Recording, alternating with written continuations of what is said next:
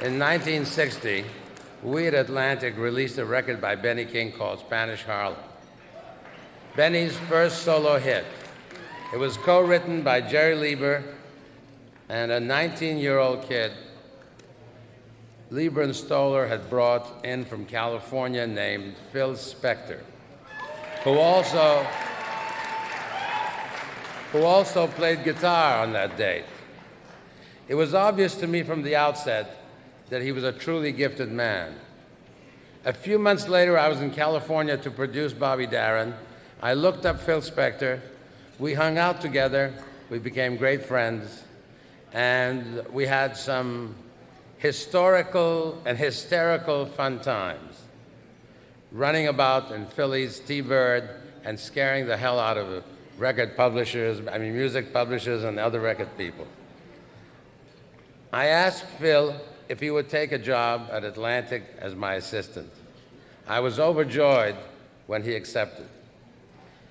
Then he said, okay, what are we going to do?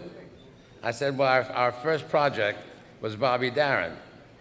I had produced all of Bobby's records since Splish Splash and knew his idiosyncrasies.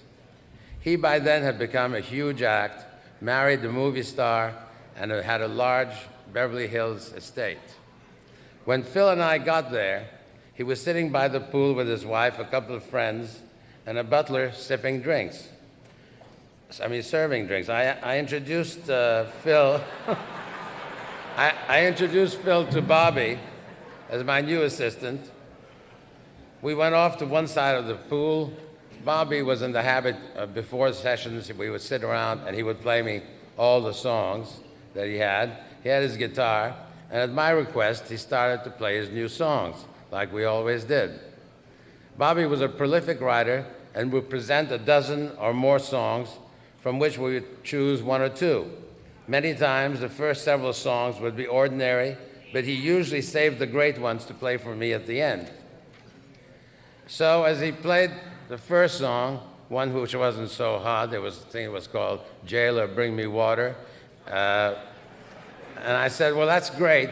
Have you got another one? He said, sure, and played another stiff. I said, that's terrific. What else have you got? So he played yet another stiff. And I said, that's great. And Phil, who had been watching me with amazement, said, wait a minute, man. Am I crazy or are you crazy? These songs are horrible. Whereupon Bobby, who had an ego and temper to match, got up and said, who the hell is this guy? Get him the hell out of here.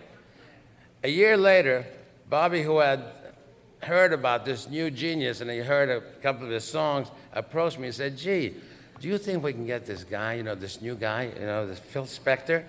I said, well, that was the guy you threw out. So Bobby didn't get to get produced by Phil, but Phil was with us for a couple of terrific years, which I enjoyed immensely. His contributions included the terrific guitar break on the Drifters on Broadway.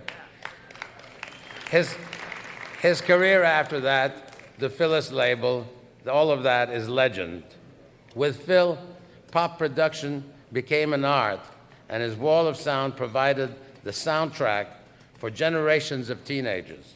He is one of a small handful of producers who have created their own totally unique sound. Phil is an eccentric, has a great sense of humor, is a great music fan, and most of all, he is my friend. Truly a genius. In 1966, Phil made an extraordinary record entitled River Deep, Mountain High, cited by many as his greatest single effort. Here to introduce our next inductee is the singer of that landmark song. Ladies and gentlemen, join me in welcoming Miss Tina Turner.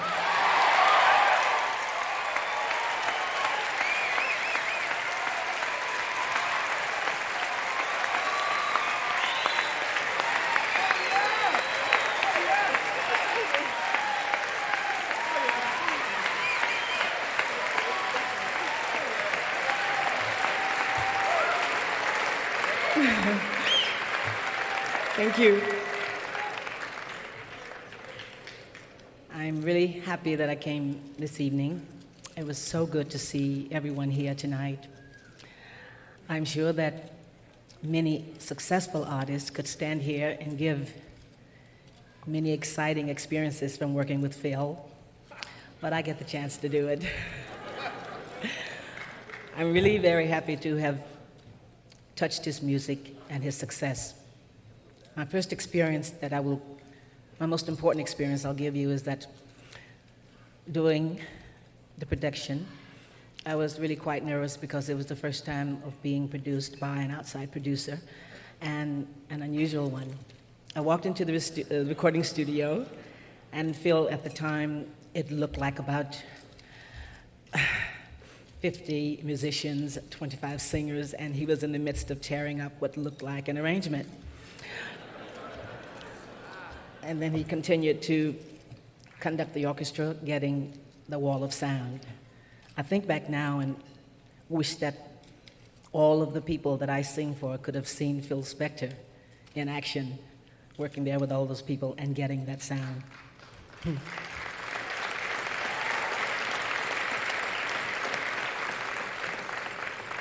So I won't take any more time because Phil is here.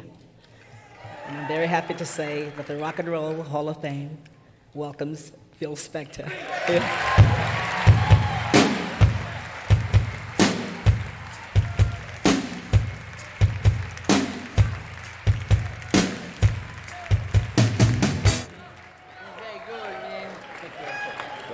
I like to write. What do you say? I don't get it, man. I don't get it. I'm very sorry to have missed the inauguration. I just thought the plane would just, land me here. And then George Bush, Mr. Bush, I think that you did very good. And I'm going to vote for you the next time. And and if Ahmed Erdogan wants to run against you, there's not going to be any problem.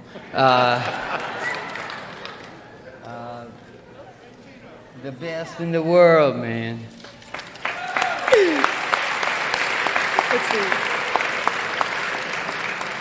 And don't believe the things they say about her because they're all true. And where is the inauguration? Yeah, that's very good, though. God bless you.